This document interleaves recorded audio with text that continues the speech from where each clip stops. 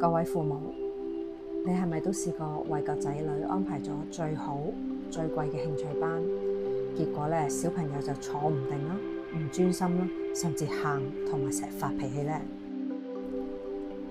你可能會諗，係咪個老師唔夠嚴呢？係咪要加強個力度啊？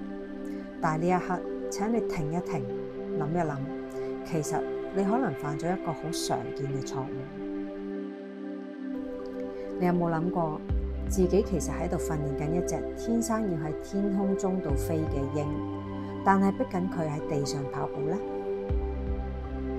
幾個月前呢，有位媽媽嚟揾我，佢話佢個女好聰明㗎，但係每次學琴呢就好唔專心，搞到咧兩母女嘅關係咧就變得好緊張，兩個都覺得好大壓力。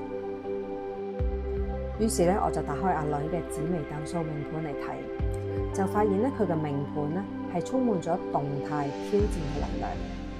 呢個小朋友嘅出廠設定咧，根本就係要透過身體力行啦，同人互動啦，佢先至會覺得有興趣同埋會學得快，而唔係安安靜靜咁坐喺度做個藝術家。要佢每日韞喺間房度練琴咧，其實就好似逼一隻鷹去游水咁。佢唔單止辛苦，仲會慢慢咁失去咗自信。我嘅建議好明確，立刻停止唔適合佢嘅音樂課。唔係話音樂唔好啊，而係因為時機唔啱，跑道唔啱。我請呢位媽媽試下問自己個女，佢究竟中意邊一類型嘅興趣班呢？然後支持佢去學，去探索。紫微斗數咧係一本詳細嘅潛能開發說明書。我哋咧係要順應天賦，而唔係強迫佢扭轉。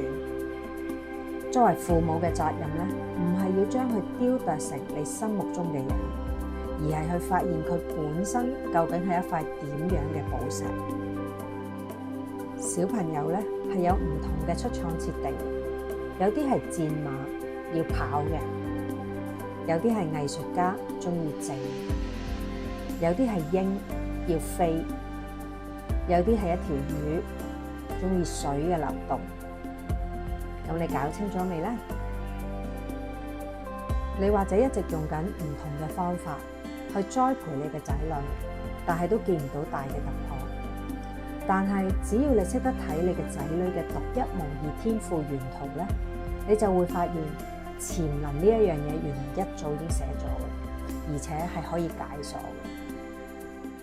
如果你都想揾翻你仔女嘅潛能密碼，歡迎嚟揾我傾下啦〜